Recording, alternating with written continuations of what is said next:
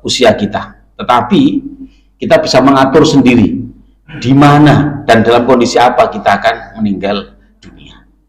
Dan sekali lagi kita tidak tahu kapan, tapi kita bisa mengatur sendiri kira-kira kapan kita akan di mana kita akan meninggal dunia dan kira-kira pada posisi seperti apa. Ya kan? Allah menyampaikan, Rasulullah menyampaikan, Rasulullah menyampaikan bahwa kita akan meninggal di tempat dan pada posisi di mana kita mencintainya.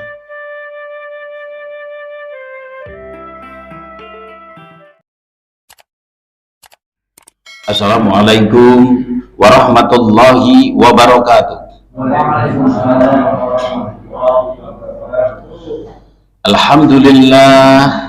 Alhamdulillahi rabbil alamin, wassalatu wassalamu asrafil anbiya'i wa mursalin.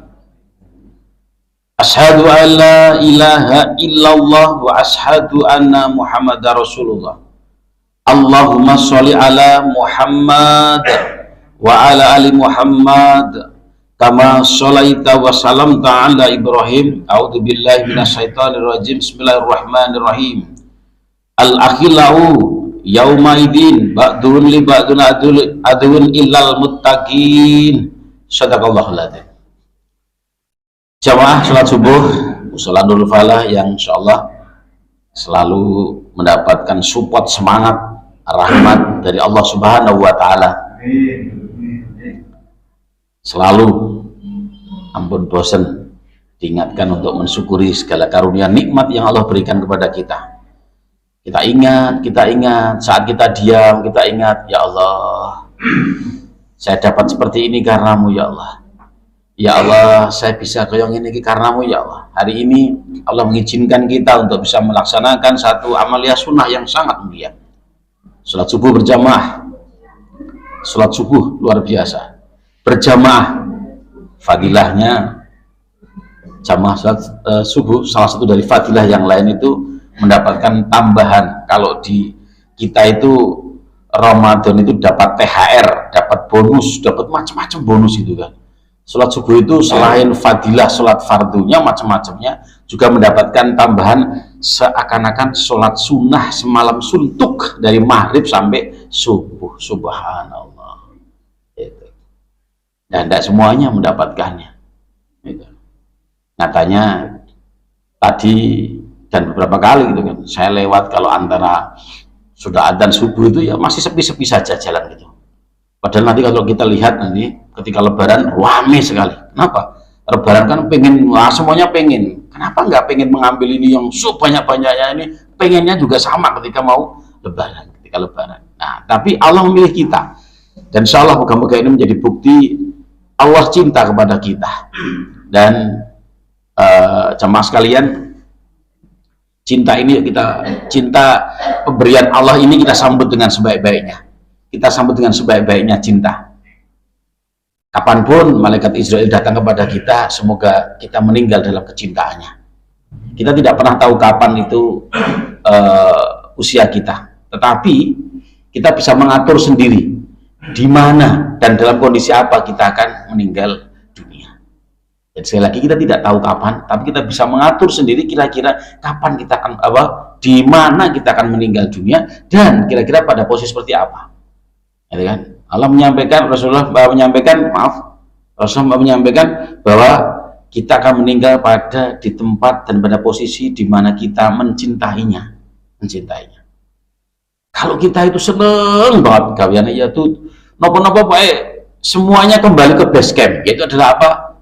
Kamar tidur, luang tiduran, baca ini sembari tiduran, ini sembari tiduran, nonton TV sembari tiduran, ya bisa jadi nanti meninggalnya pun di kamar tidur. Karena di pekerjaan seneng banget, pekerjaan sing digulek-gulek gawean, bayangin kemana-mana boys, pikirannya mau gawang-gawang gawean aja gitu. Nanti bisa jadi meninggalnya di itu. Atau senangannya touring, nanti bisa jadi meninggalnya malah di jalan. Nah, kita kan pengennya nggak seperti itu. Kapanpun meninggalnya ya husnul khotimah, di tempat yang mulia, dalam posisi yang mulia. Lalu bagaimana kita bisa mencintai itu? Bapak Ibu, kita semuanya pernah mengalami muda. Bagaimana seandainya kita itu maaf nih, dijodohkan sama orang tua kita, jane kok urung cinta kayak gitu, urung seneng gitu loh. Kepiye sing arep mensikapi ya kan. Ini sama ini. Bisa jadi kita, ya Allah, kalau Engkau izinkan ya Allah, aku pengen meninggal dalam sebuah halaqah thalabul ilmi ya Allah. Saya pengen meninggal dalam kondisi di musola ya Allah, di masjid ya Allah. Saya pengen meninggal dalam kondisi tempat yang mulia. Saya pengen meninggal ya Allah dalam waktu yang mulia. Ramadan ya Allah. Hari Jumat ya Allah. Hari-hari yang Kau muliakan ya Allah. Maka kita berusaha untuk mencintainya, mencintai tempat tersebut.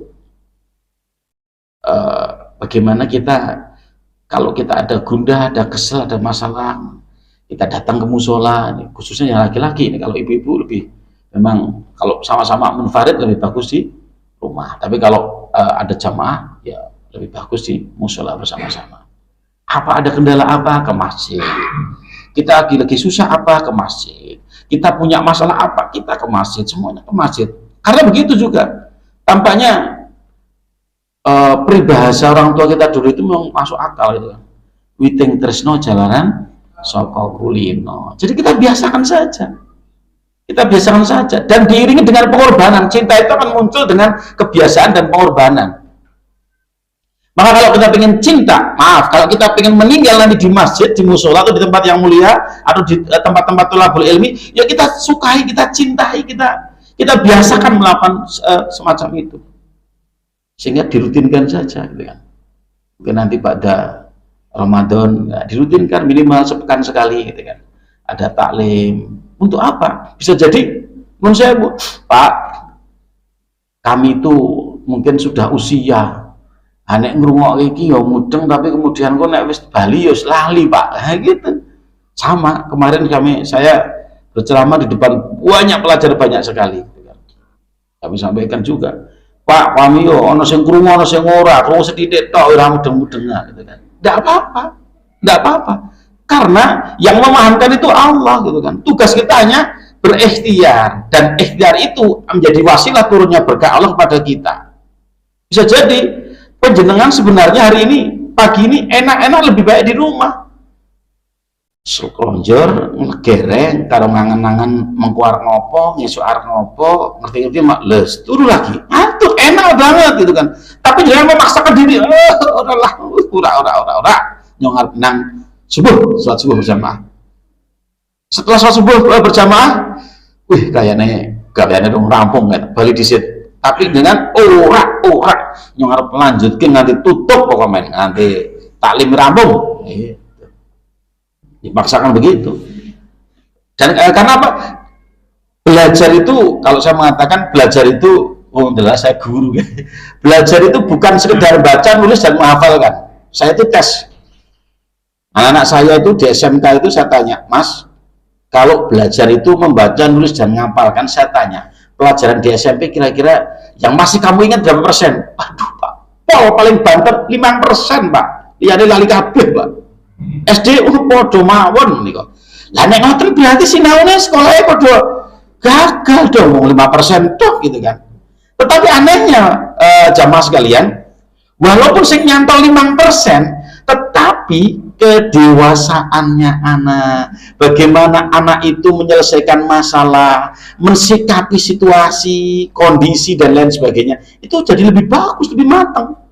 Dan anehnya walaupun tidak pelajarannya itu lupa semua, anehnya anak-anak SMA diberi pelajaran SD SMP, walaupun dulu SD SMP juga orang teyeng-teyeng, begitu sudah di SMK garap pelajaran SD SMP itu gampang gitu loh, padahal dulu juga tidak bisa, ditanya lagi ya lupa, tapi logikanya itu bisa cepat banget itu kan. Kok bisa seperti itu? Karena belajar itu adalah urusan berkah. Allah menurunkan kefahaman itu, menurunkan irsyad itu kepada kita. Tugas kita ianya sepak pokoknya nyong ngantuk tak berusaha melek, walaupun nyong orang udah ora apa-apa. Yang penting Allah tahu bahwa saya berusaha. Malaikat raqib semua jadi saksi. Bayangkan Bapak Ibu semuanya, cukup kita beriman dengan iman yang lain. Kita beriman bahwa ada malaikat raqib dan atid ini. Kita kemana-mana mau dilihat, kita pengen pamer malaikat raqib saya ini loh ya, saya tenanan loh ya, malaikat raqib saya jamaah loh ya, nggak apa-apa gitu kan. Malaikat saya sedekah loh ya, Kita pamerkan kepada Allah, kita pamerkan kepada malaikat raqib, enggak apa-apa. Kita tunjukkan. Itu membuat kita lebih beriman. Kembali lagi, ya, kita perkuat cinta kita dan kemudian pengorbanan kita. Sering-sering ke majelis taklim, sering ke musola, apa-apa sholat. Kemarin kan saya sampaikan itu kan, ya ayyuhalladzina amanus sobru washolati, ya Allah, hai orang yang beriman, jadikanlah sabar dan sholat sebagai penolongmu. Ono apa sholat, ono apa sholat, ono apa sholat, ya Allah. Betapa indahnya satu saat nanti Allah mengizinkan kita diambil dalam kondisi yang sholat. Amin ya rabbal alamin. Jamaah yang dirahmati Allah, di awal kami sampaikan surat Az-Zukhruf ayat 67. Ini menarik. Apa namanya? Al-akhilau yauma idzin. Al-akhilau itu teman karib, teman-teman karib saat itu. Besti saat itu. Sahabat-sahabat saat itu. Friendship saat itu. Al-akhilau yauma idzin. Ba'duhun li ba'du. Akan saling bermusuhan, akan saling mencaci, akan saling memberikan dosa, akan saling nyalahke. Iki dhisik kowe sing salah, iki dhisik ora kowe itu eneng-enengan ra wis. Dan terjadi permusuhan yang luar biasa. Al-akhilau yauma idzin ba'dun li ba'dun adun ilal mutakin, kecuali orang yang menjaga dirinya dari perintah Allah. Perkaripan itu, perbestian itu, pertemanan itu dalam rangka menjaga hubungan, menjaga perintahnya Allah dan menjauhi larangannya. Yuk kita evaluasi. Hari ini di dunia ini kita punya banyak teman kerja, teman ngobrol, teman curhat, teman gosip, teman apa aja, teman seperjalanan dan lain sebagainya. Maka Bapak Ibu semuanya, jangan sampai nanti kita termasuk golongan yang tadi, teman yang di dunia saat ini pokoknya jangan kayak perangko nempel terus, nek ora jagongan karo kae sedina rasanya kayak piye gitu kan. Tapi justru nanti menjadi musuh kita. Naudzubillah min dzalik, gitu kan. Musuh kita. Lah kok bisa, gitu kan? Lah kok bisa? Karena justru pertemanan itu tidak dalam rangka menjunjung tinggi agama Allah, tetapi justru malah dalam pertemanan dalam mufakat jahat, pertemanan dalam kong kali kong, pertemanan dalam yang justru menjauhkan kita dengan Allah, ya kan? Itu. Maka jaga pertemanan seperti itu. Dan Rasulullah juga pernah menyampaikan kepada kita semuanya, diriwayatkan oleh Abu Daud. Saya baca ini agak gimana gitu ya. Kami sampaikan. Jadi Rasulullah menyampaikan, diriwayatkan oleh Abu Daud, kalau ingin melihat seseorang, kalau ingin mengetahui karakter seseorang, kalau ingin melihat seseorang, maka lihatlah agama temannya. Gimana ya kok? Kenapa agama temannya? Kenapa bukan agama orang tuanya? Kenapa bukan agama istrinya? Kenapa bukan agama suaminya? Kenapa bukan agama lingkungan masyarakatnya? Terus mengatakan lihatlah agama temannya. Berarti di sini Rasulullah pun juga menyampaikan, nyari teman itu selama ini kita berpikir golek konco ya ojo pilih-pilih, kabeh-kabeh ya dirangkul. Nggih, dirangkul kan nggih. Tapi kalau mau mencari sahabat, ya harus dipilih. Maka sekali lagi,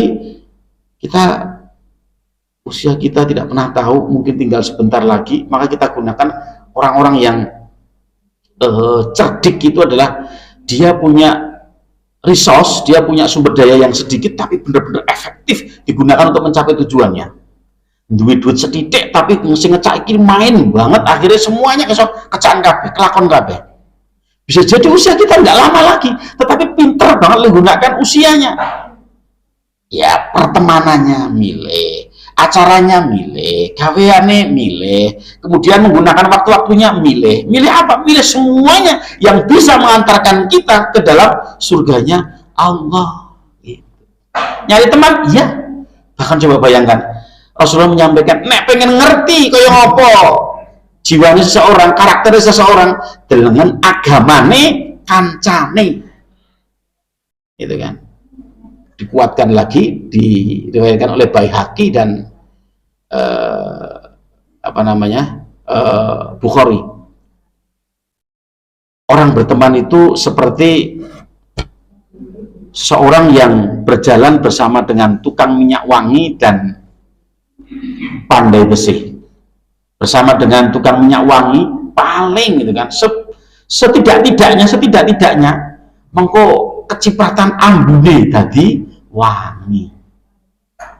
Kami menyampaikan, mau jadi apa kita itu, lihatlah teman kita. Betul, orang bijak ini betul, ini mengambil, ini sama dengan seiring sejalan dengan sabda Rasulullah tadi. Jadi mendidik anak, kami itu ngamati di sekolah itu, melihat anak itu gampang dilihat dari komunitasnya. Mendidik anak, mungkin jamaah ada yang punya putra wayah sing masih kecil, jadi mendidik itu nggak begitu sulit.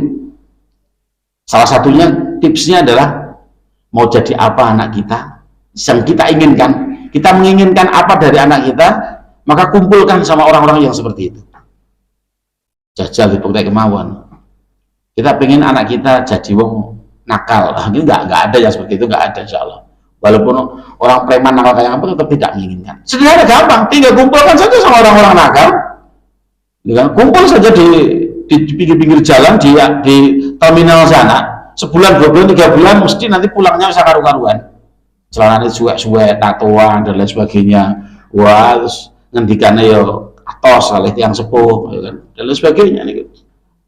Pengen lihat anaknya itu suka mabuk-mabukan, gampang, kumpulkan saja sama orang-orang mabuk-mabukan yang awalnya sukanya minum susu, pulang-pulang jadi minum ciu. Aduh, naudzubillah min dzalik, gitu kan. Kalau pengen kumpul anaknya, ya Allah, anakku pengen jadi pengusaha nanti, gitu kan, nggak jadi karyawan lagi, sederhana, kumpulkan saja jadi sama orang-orang pengusaha, nanti pasti akan tertuntun di sana, komunitas di sana. Ya. Kalau nggak jadi pengusaha, minimal jadi istrinya pengusaha, nah, gitu. Kumpulnya sama pengusaha, gitu kan. Kalau pengen anak kita menjadi orang-orang yang cerdas, pinter, sederhana, saya itu kelingan. Teringat saya ketika SMP itu, kalau di kelas itu rankingnya 36 gitu ya, jumlah muridnya 40 ya, pokoknya ya 10 besar dari belakang gitu kan. Itu kemudian lulus SMP itu nemnya dulu pakai nem nggak kayak sekarang, pakai nem nggak masuk di negeri gitu. Olok-olok itu semua orang itu keluarga olok-olok, budu-budu gitu kan. Begitu kemudian di SMK masuk di swasta, kumpul, saya pengen enggak lah, saya sekali-kali saya pengen berubah. Lu gue dengar terus kumpulnya karo wong wadon, wong lanang sing pinter-pinter. Itu kan. Lah kok ndelalah, saya mencatat, saya ingat saya di SMK itu hanya ranking 2 sekali. Berikutnya bisa ranking 1. Karena apa? Berarti orang bodoh, lingkungannya tok baik. Lingkungannya wong dolan, ya melu dolan. Lingkungannya wong ya kayak gitu kan. Pengen bertahan jadi wong alim, kumpulkan sama orang-orang alim gitu kan. Saya gini, contohnya begini, ada seorang anak itu sing ngomongnya itu keras gitu, kasar banget, cuek banget gitu kan, karena begitu lingkungannya. Saya kebetulan juga anak baru pulang gitu kan, dari kecil sudah di pondok, ngelihat seorang laki-laki dan perempuan boncengan saja sudah kayak orang kami gila gitu, ya Allah. Mungkin bukan karena ilmunya, tapi karena mungkin lingkungannya gitu kan. Ya gitu kan. Nah, ini tadi ternyata dikumpulkan sama orang alim, bibit alim itu muncul di sana.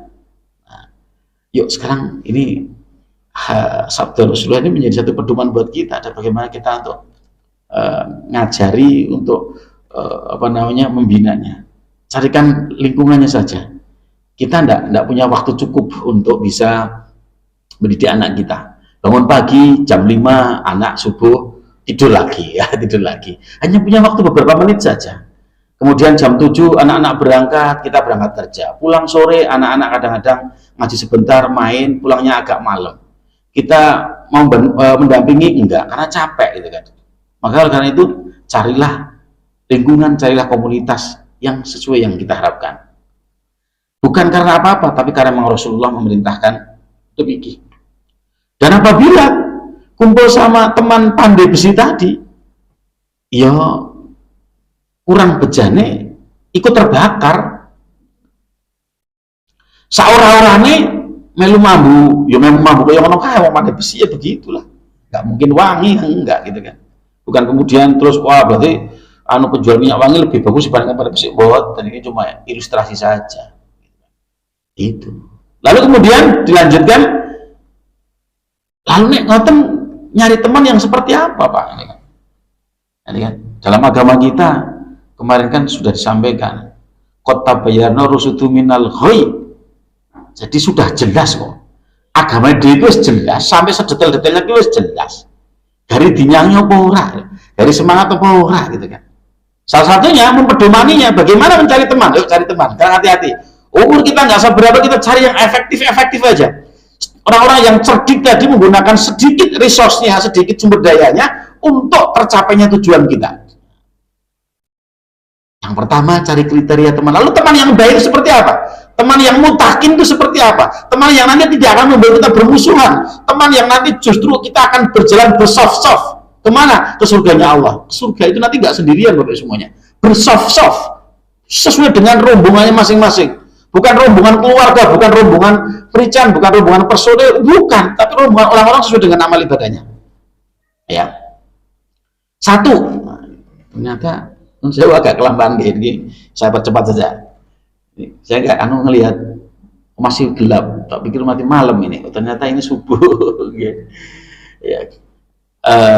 Yang pertama, kriteria yang pertama adalah carilah teman sing seneng ibadah, yang suka beribadah. Tuh, sing seneng ibadah. Maksudnya seperti apa? Nanti insya Allah kita akan ke bawah untuk saya seneng beribadah. Wancine dolan, mana numpak motor bareng, Allahu Akbar, mampir. Akhirnya jane, wah, tanggung, balik pulang 5 menit, kas tekan goni lu, mampir. Melu mampir tuh, insya Allah, kegowo itu kan. Saya percepat saja. Yang kedua, cari teman. Ini agama kita menuntunkan seperti itu. Cari teman itu, sing punya karakter jujur, kan? Ucapan, hati, perbuatan sama. Bapak nanti sing boten jujur, sing boten seneng ibadah, mungkin koncone sinten, boten usah khawatir gitu kan. Justru dengan seperti itu nanti akhirnya orang yang nggak jujur, orang yang nggak suka beribadah akan juga suka beribadah. Yang kok akeh sing ngedoi ya, kenapa ya? Oh, pancen kurang jujur, ya wis lah, ini tak jujur. Kan itu menjadi sebuah evaluasi. Yang ketiga adalah cari teman yang amanah. Ucapannya sama, diberi berjanji dia menepati. Kemudian diberi kepercayaan dia amanah, gitu, amanah. Bukan nanti kesempatan ada kesempatan lain untuk mengupas ini satu persatu. Kita lari-lari saja, dan ini hanya kultum sebenarnya, tapi jadi kuliah 17 menit bukan 7 menit. Yang keempat adalah teman yang memuliakan dan seneng silaturahmi, seneng ketemu. Nek ora ketemu takon, begitu jamaah ora keton ae neng ndi nggih, ora keton ping pindho neng ndi nggih, ora keton ping telu parani, ya gitu. Parani wis dulu kok ora keton iki ngopo gitu kan. Terus ini muatan silaturahmi. Yang terakhir adalah carilah teman yang apa saja itu membuat kita itu takut untuk melakukan dosa dan suka melakukan yang baik. Saya punya teman di mana kalau bersama dengan beliau itu ngomong mau hibah saja itu malu takut. Ngomong masalah aurat malu, ngomong masalah sing kadang-kadang agak sedikit manipulatif lah, itu kadang-kadang gawean kan begitu, malu gitu kan, takut. Eneng iki guru pengen ngomong sing apik-apik tok gitu, yang lainnya ditahan gitu kan. Masya Allah, ini teman yang baik ini. Begitu kumpul sama dia ini, eneng iki guru pengen ngomong sing apik-apik, kemudian wajine sholat ya sholat, selalu ngomong yang baik, selalu menasihatinya. Begitu ketemu langsung tanya bagaimana putrane, sekolahnya bagaimana, semuanya gini, semuanya bagus-bagus aja, gitu kan. Nah, tadi menjadi satu kriteria bagi kita, 5 kriterianya. Konco sing seneng ibadah, konco sing jujur, konco sing amanah, konco sing seneng ngegunggi silaturahmi, lan konco sing insya Allah mendekatkan diri kita kepada Allah dan bersemangat untuk menjauhi larangan-larangan dari Allah. Mengatakan yang disebut kaulaturakan wonten enjing menika nyuwun pangapunten buat wonten kalepatan kesempurnaan sedaya saking Allah taala sedaya kirang saking kawula piyambak. Assalamualaikum warahmatullahi wabarakatuh. Waalaikumsalam.